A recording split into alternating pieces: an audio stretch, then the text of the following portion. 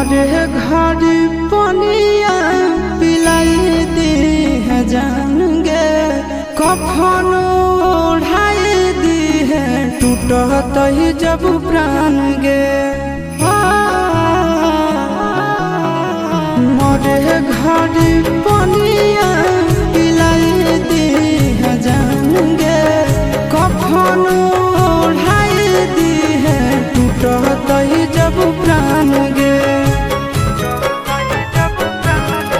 हगे हमारा से तोरा जाती प्यार होता भेंट सक छात कर लगे।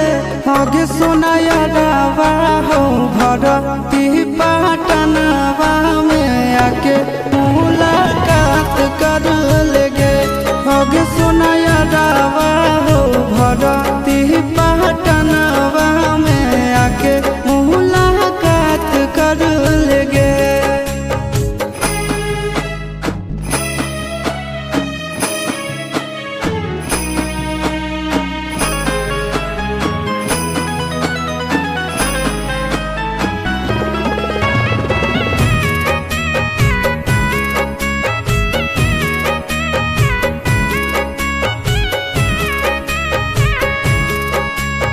डॉक्टर जवाब दिल के बुलावा मौत के, देखी के चेहरा जानू चल जाई है लौट के।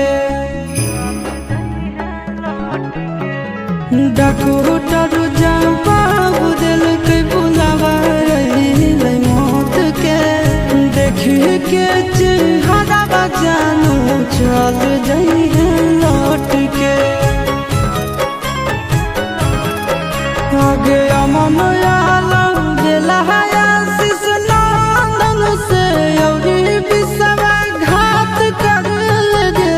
आगे सोनाया रावा हो भरती पटनवा में आके मुलाकात कर लगे।